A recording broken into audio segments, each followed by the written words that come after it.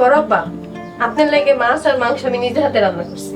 কেন তুই রান্ধতে গেছিস কেন? ওমা, আমি না আপনার মা হই? যত সব আদিক খেতা ঢং দেখে পাচ্ছি না। ঘর চল। তুই আমার মা হইতে যাবি কেন? আমার মা ছিল একজন, উনি মারা গেছেন। আমার মা ছিল শ্রেষ্ঠ মা। ভাইজান, এইটা আপনি কি করেন? মায়েরা তো মাই হয়। আমার তো দুইটা মা, একটা পাতা মা আর একটা সাথী মা। ও তাহলে আমি তোমার কিছুই হই না? আরে কি কস, তুই তো আমার আব্বা যান।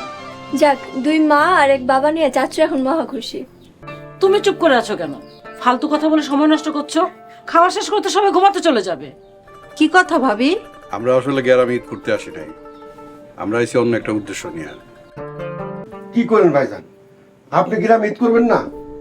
না, বাবা তুমি না বললে এবার গ্রামে ঈদ করে যাবে, তাহলে কেন এখন ডিসিশন চেঞ্জ করতেছো? আমার দ্রুত ঢাকা যাওয়ান লাগবো, কারখানায় শ্রমিক করে বেতন বোনাস দেওয়ান লাগবে। তাই বললে এত বছর পর গ্রামে আইসা কুরবানির ঈদ না করেই চলে যাইবেন? আমি কইলাম তো আমরা ঈদ করতে আসি নাই, আমার অনেক টাকা লাগবে, আমি আমার সম্পত্তির ভাগ চাই। সম্পত্তির ভাগ মানে? হঠাৎ সম্পত্তির ভাগ করতে চাইতেছেন কে ভাইজান? সহজ কথাটা বুঝতেছো না? কইলাম না আমার অনেকগুলি টাকা লাগবো, প্রায় 30-35 লাখ টাকা লাগবে। আমার সম্পত্তির ভাগ লাগবো। আমি সকালে মেম্বার চাচা রাইতে গেছি। আবার মেম্বার কাকাকে নিজেকে বিষয় নিজেরা মীমাংসা করলে হয় না? হ্যাঁ, নিজেরা নিজের মীমাংসা করবা আর বড় বাইরে ঠকাইবা, তাই না? এটা হইব না। মেম্বার চাচারা ডেকে আনবো, হে যেটা করবা সেটাই হইব। ঠিক আছে ভাবি, আপনার কথাই থাক। এই খাইতে দাও তো।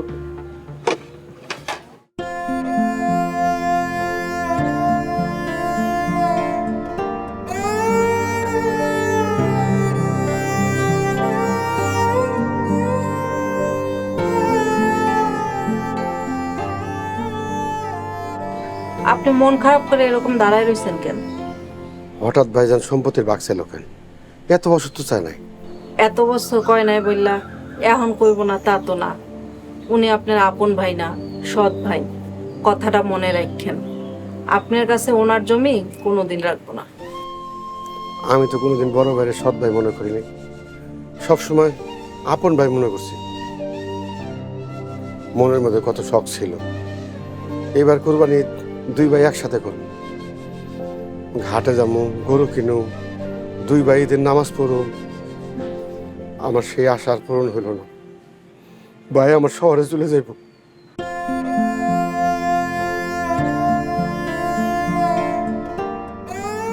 মন খারাপ করেন না।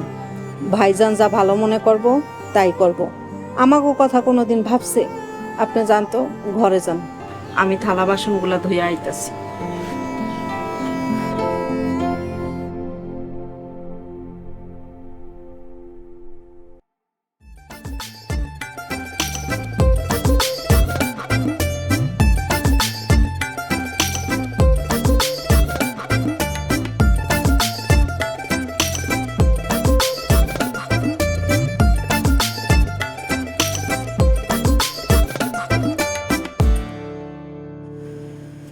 পাতা, তুমি এখানে একা একা বসে কি করছো?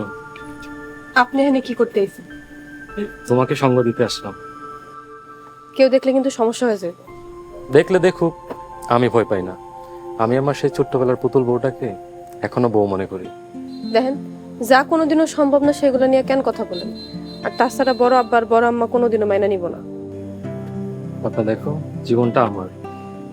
সবুজের নামের পাশে পাতা নামটা সারা জীবনের জন্য লিখে ফেলেছি। আপনি মনে মনে যা লিখছেন সেটা আপনার মনে মনেই রাখেন। আল্লাহ আমার ভাগ্যে অন্য কিছু লিখে রাখছে। আপনি এখন থেকে যান। আর তাছাড়া 2 দিন পর তো আপনারা ঢাকায় চলে যাবেন, গ্রামে ঈদ করবেন না। আব্বা অনেক কষ্ট পাইছে। তুমি কষ্ট পাওনি? না, পাই নাই। আপনি আমার কে যে আপনার লেগে আমি কষ্ট পাবো?